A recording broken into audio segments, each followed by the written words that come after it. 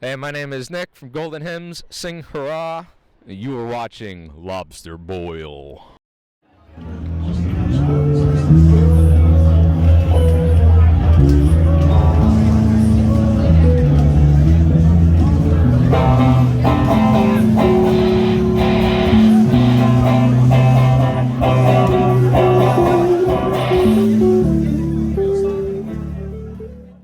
Alright, so we are here with Nick from Golden Hymns Sing Hurrah. Say hello, Nick. How's it going, folks? How do you do? So, that was honestly probably the best show I've seen you guys play. I'm not gonna lie. I appreciate it. I appreciate it. I also didn't know you were adding a synth in the live thing. Like, I've seen you play a couple times. I know you have 12-string guitar, you have a bunch of other stuff going on, but I never thought you would actually pull out like a legitimate synth. Was that something that you were thinking about doing for a while? Or was that just kind of like a spur of the moment, like you bought it and you were like, I need this now? So I bought the synth a long time ago, just because I like having them. For that song in particular, and for a lot of the songs I write, I'm very specifically trying to rip off another song, but in a different enough way where the context is different. Okay. And so, there's a song by this band Stereolab. Shout out to Stereolab. I like that. Called Low. Close up of the shirt. This is the Superman Call, yeah, there's a song by the band Stereolab called Low Boob Oscillator. Which the first like 2 minutes is like a reverie in French to the moon. Okay. And then the back 6 minutes of the song are them just going on a synthesizer, and it's like I kind of want to do something like that, but in our style. Okay. Now, at that point, we'd already kind of introduced the glockenspiel into playing live from time to time, so having multiple instruments on the stage, we've already established that we've done that, so it didn't seem like too much of a stretch to be like, oh, let's just have a synth as well. And yeah. Yeah, because I was actually like pretty curious because I also didn't see that you brought in a floor tom. I thought that was there to hold your phone. And I was like, oh, it's a pretty ingenious table to hold a phone. But so then, is that something? Because I've been noticing you've been adding more and more instruments as you go. Like I see you on Instagram Live, or like you're being on stories or something, and there's always some like you're either building a pedal, or you're playing some weird instrument that I haven't seen you play before. Is there any sound that is like off the table for Golden Hymns, or is it just it's all there? Like whatever you want to take, as long as it fits, it fits. Steel drum. You want, like steel drum, like I despise the sound of a steel drum. Calliope music, any like the stereotypical Caribbean sound, despise it. There's the right sound for a given instant that could be achieved through any potential instrument. There is no place on God's given earth for the steel drum.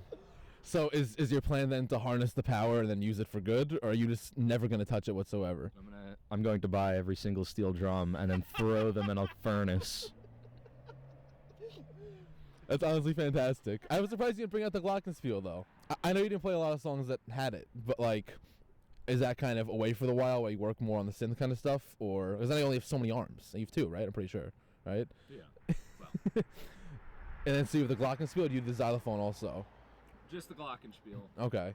But then, with that kind of stuff, though, because I noticed Vinny, the other guitar player, he was using a screwdriver kind of as an e-bow or just a bow in general. I didn't see him do that any other time. Was that also kind of something what you guys are planning on doing, throwing a little texture in there? Or, because I know you have cellos and you have other stuff on the tracks, but is that kind of a way to mimic that string kind of sound?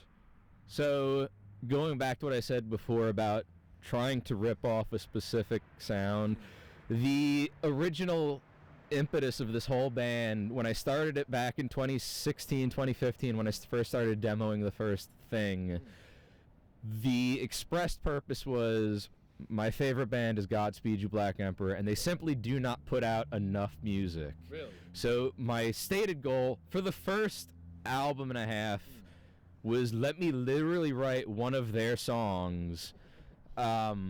And so that would include things like screwdrivers, string sections, audio samples like we did tonight, and make this kind of atmospheric, kind of instrumental, sort of rock music. And then it kind of changed and mutated from there. So the original idea is still there, but it is very much not the only idea at this point, with input from the other guys. Yeah, because speaking of the other guys, because I know you've kind of expanded the band as time has gone on. So before, it was just a solo project at first? That's correct. And then after that, you got Joe, drummer? Correct. And then after that, Tom, and then finally Vinny, right? Yeah, Joe and Tom, really close to each other. Joe, I'd kind of gotten involved just playing the cello. That was about 2018, late 2019, somewhere in that area. And I brought the idea up to him and said, hey, I've got you playing cello in the song. I know you play drums back from high school. Would you like to take these songs? And I knew he was already a fan. He played cello on them, so I was like, yeah, sure. And then Tom quickly followed. We had another guitar player originally, Robbie Dolan. Oh, yes. Okay. It didn't really work out. We played. I don't even think we got to play the show with him, or maybe he only got to play a part of the song. That was back in 2019. And then shortly after we're like, well, it's not going to work. And then the world shut down. Yeah. And then while the world was shut down, we snagged Vinny. Yeah, I saw, like, with COVID, though, you guys did a pretty cool in-studio performance. Where was that again? Was that on the island, or that was... So that is a contentious topic because it was in Queens. Okay. So, depending on what side you're on... Yes, depending on whether you agree with geography or, people who are wrong. Queens is on the island. Yeah, it was at a practice space in Ridgewood, Queens, called Red Note Studios Rehearsal Spaces. Go there. Red Note Rehearsal Studios, the best place you can practice in Ridgewood, Queens. It's a pretty good ad, actually. And so, with the other guys, in reference to them, what's your process when it comes to putting these songs together? Because I know you play a lot. I know you're always playing something, even if, like, you're not even home, I see you somehow with a guitar somewhere. You find one in the corner, and you just hold on to it like a rat with cheese. Yeah. And so do you just make a loose framework and you present it to the guys and you go throw whatever you want on it, or do you go, I have this very specific idea, I need you guys to step up and do this very specific thing? So to that end, I will. Every song is kind of different. I'll honestly, by and large, I'll present them with a fully fleshed out song. Maybe it's just the demo scratch tracks, or maybe it's a full actual song. I really don't do that too much because I want them coming in to record, but in the past that's what I would do.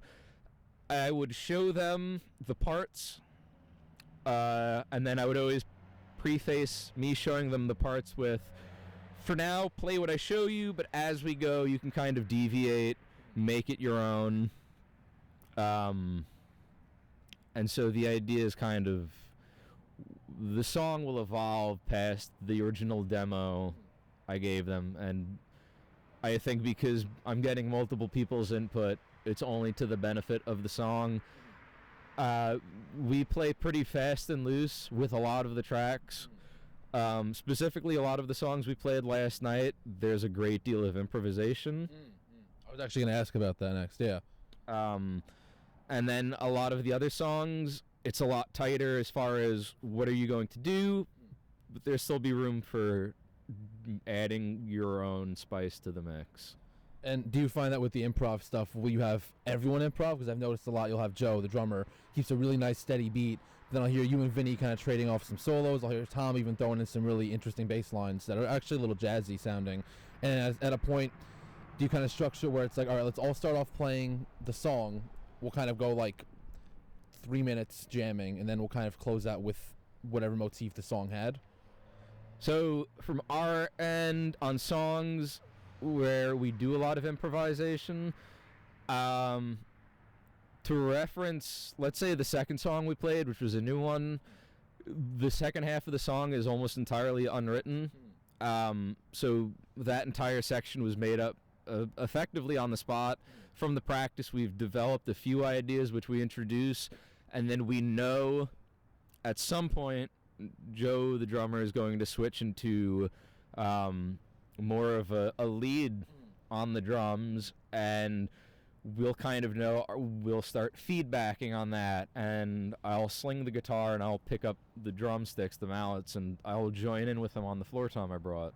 Yeah, it's very like just the fact that everything's very hand-on, because I know you guys have a lot of, we were saying, samples and auxiliary percussion and everything, but it's not all automated on like a MacBook. Like, it's actually performed in person. Is that something you're kind of against, is to ever have that kind of MacBook fallback with things? That you want everything to be as much as you can do with your own two hands? So I'm not personally against the use of additional technology to assist, whether it's a backing track or a click track is something that runs off a laptop, or like an Ableton Live rig that's doing a lot of automation. If it makes sense within the context of the song, it makes sense to do. In the context of our music, I don't know that necessarily that makes sense. Is it something I would consider doing? Absolutely. But we are also bringing plenty of stuff with us as it is. Yeah, no, you guys have like the most equipment, and you got the really cool show where there's, last time I think you had lights when I saw you guys play at Shakers. You almost had a light show, right? And plus the projectors. So it's always like a nice little production. And it's really visceral, honestly. It's something I enjoy a lot. I'm fangirling a little bit whenever I see you guys play, honestly. But then, speaking of, son, you guys, with releases, you guys release like a lot of music. I feel like, you're always kind of releasing one song or two songs. But recently you released, would you call it an EP? I guess there's 2 songs. So, yeah, this will be the first year where we don't release a full album since we started. As far as the Partisan single that came out back in June, July, that area, I kind of internally refer to it as a double single. It's not really an EP, and compositionally those 2 songs were designed to be one song played into the next always. So you can think of it as one song, you could also think of it as 2 songs, you can listen to it as 1 or 2 songs, but in my own mind it's a single where there are 2 songs. So then, I guess then to close it out, then what can people look forward to from you guys? Like, December right now, 2023 rolling around. Do you have any releases planned? You playing out of state? You try to get on any festivals or something like that? I don't know if post rock has any kind of crazy kind of festivals, but I'm curious. All of the good festivals, as you might figure, are in Europe. Arctangent, I think, plays in Belgium or the Netherlands. They're a good one. There's actually one that plays out in Canada, which I applied to, Sled Island. But something like 800 people applied to it, so... Because I know you've had like I remember you having fans in like Russia a lot, right? You have a lot of people over in Europe that have paid for your guys' stuff and they really enjoy your work. So, we lucked out early on. Back when this was a solo project, I did a lot of like outreach as far as reaching out to blogs or YouTube channels, which is kind of the way you get international exposure these days, is to be discovered on a playlist or something like that. And so we ended up with a lot of fans in Turkey, as well as a lot of the usual ones. Canada, the UK, Germany was a big one, France. It's got to be nice because they can ship that stuff out and all the merch and all the shirts and everything. Yes. Which then, by the way, if people want to get anything from you guys, if you want to say, any kind of plugs you got or anything coming up, any websites, social media, all that stuff. Okay, so coming up, I'm knee deep in a double album right now. It stands to get cut down to a single. We're at about the 80-minute mark, but some of the songs I'm not super satisfied on. And an 80-minute CD to me is an aberration before God. It's too long for one CD. Split it up into 2. Just add a 3-minute interlude. Do something. Just 80 minutes on one CD is too much. Any kind of sneak peek on what like the theme would that be? Are you planning on doing a concept double album or anything like that? So yeah, since COVID started, we did the Great Dystopian Songbook series. The first one was Volume 1, Song for the Rising and Setting Sun, which was about work. Songs of Blood, Volume 2, which was about a lot of different things pertaining to blood, not necessarily violence, but... And then Part 3 is going to be the final chapter. There's going to be Songs for the Homeland, The West in Death Throes.